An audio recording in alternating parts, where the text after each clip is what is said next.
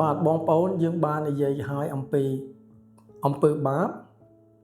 ហើយយើងបាននិយាយអំពីលទ្ធផលនៃអំពើបាបបាទយើងឃើញថាមនុស្សទាំងអស់មានអំពើបាបហើយលទ្ធផលនៃអំពើបាបគឺជាសេចក្តីស្លាប់ប៉ុន្តែបងប្អូនព្រះអង្គស្រឡាញ់យើងព្រះអង្គបង្កើតយើងព្រះអង្គចង់មានទំនាក់ទំនងល្អជាមួយយើងដូច្នេះព្រះអង្គបានរៀបចំផ្លូវដើម្បីមានទំនាក់ទំនងជាមួយយើងដើម្បីសង្គ្រោះយើងពីអំពើបាបនិងពីសេចក្តីស្លាប់របស់ផងយើងទាំងអស់គ្នានៅក្នុងព្រះគម្ពីររ៉ូមចំពុក5ខ8បាននិយាយថាតែឯព្រះទ្រង់សម្ដែងសេចក្តីស្រឡាញ់របស់ទ្រង់ឲ្យយើងរាល់គ្នាបានឃើញច្បាស់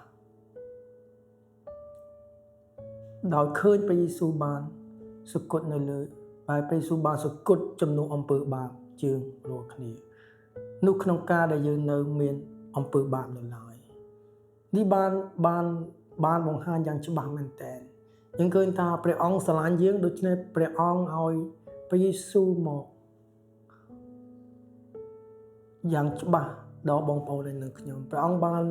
យើងអាចឃើញសេចក្តីស្រឡាញ់របស់ព្រះយេស៊ូវគឺព្រះអង្គបានសុគតសម្រាប់អំពើបាបយើងគឺបានសុគតជំនួសយើងរាល់គ្នាហើយនៅក្នុងការដែលបងប្អូននៅខ្ញុំយើងមានអំពើបាបចឹងយើងឃើញថាដោយសារតែយើងមានបាបព្រះយេស៊ូវទៅតែសុគតនៅលើឈើឆ្កាងដើម្បីលាងសម្អាតអំពើបាបយើងហើយយើងឃើញថា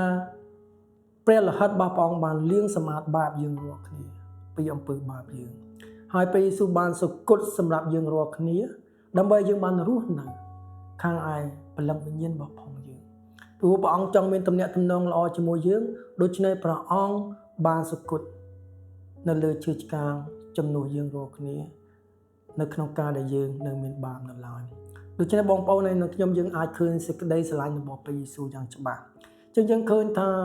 អំពើបាបសេចក្តីស្លាប់ប៉ុន្តែព្រះអង្គស្រឡាញ់យើងព្រះអង្គឲ្យព្រះយេស៊ូវមកលើផែនដីនេះសុគតនៅលើឈើឆ្កាងជំនួសបាបយើងនៅក្នុងពេលដែលយើងនៅមានបាបនៅឡើយនេះយើងឃើញច្បាស់មែនទែនហើយយើងឃើញថានៅពេលដែលព្រះអង្គសុគតនៅលើឈើឆ្កាងជំនួសយើងហើយព្រះអង្គមានទំនាក់ទំនងចង់មានទំនាក់ទំនងល្អជាមួយយើងហើយប៉ុន្តែព្រះយេស៊ូវព្រះអង្គក៏ជាអំណោយទានមួយដែលផ្ដល់ឲ្យយើងបាទព្រះយេស៊ូវគឺជាកាដូគឺជាអំណោយឲ្យមកយើងផងដែរដូច្នេះដោយសារតែព្រះអង្គបានសុគតនៅលើឈើឆ្កាងហើយព្រះអង្គបានឲ្យកាដូមួយយ៉ាងពិសេសគឺព្រះយេស៊ូវដើម្បីឲ្យយើងមានជីវិតអស់កលចំណេញនៅក្នុងព្រះគម្ពីររ៉ូមចំពោះ6ខ23ដដែលបាននិយាយថាក្បិតឈ្នួលរបស់អំពើបាបនោះគឺជាសេចក្តីស្លាប់តែអំណោយទានរបស់ព្រះវិញគឺជាជីវិតអស់កលចំណេញដោយព្រះអង្គម្ចាស់យេស៊ូវជាព្រះអង្គម្ចាស់នៃយើងរាល់គ្នា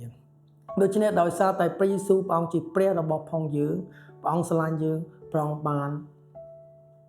សុគតនៅលើឈើឆ្កាងជំនួសយើងដើម្បីឲ្យយើងអាចមានទំនាក់ទំនងល្អជាមួយព្រះដើម្បីយើងអាចមានជីវិតអស់កលជាមួយនឹងព្រះដូច្នេះបងប្អូននៅថ្ងៃនេះយើងឃើញថាព្រះអង្គមិនគ្រាន់តែលួសយើងមិនគ្រាន់តែលួសយើងពីអំពើបាបទេប៉ុន្តែព្រះអង្គចង់ឲ្យយើងបានចូលទៅនគរឋានសួគ៌នៅពេលដែលយើងស្លាប់ទៅផងដែរដូច្នេះយើងឃើញថាអំពើបាបលទ្ធផលនៃអំពើបាបគឺជាសេចក្តីស្លាប់ព្រះយេស៊ូវមកដើម្បីសង្គ្រោះយើងពីអំពើបាបហើយព្រះអង្គបានឲ្យជីវិតអស់កលមកដល់យើងផងដែរបាទអរគុណច្រើនបងប្អូនយើងឃើញថាពេលដែលព្រះអង្គបានឲ្យជីវិតអស់កលមកដល់យើងហើយយើងនឹងមើលពីរបៀបដែលយើងទាំងអស់គ្នានឹងត្រូវឆ្លើយតបយ៉ាងណាដើម្បីយើងអាចមានជីវិតអស់កលដើម្បីយើងអាចនឹងមានទំនាក់ទំនងល្អជាមួយនឹងព្រះយេស៊ូវដូច្នេះនៅ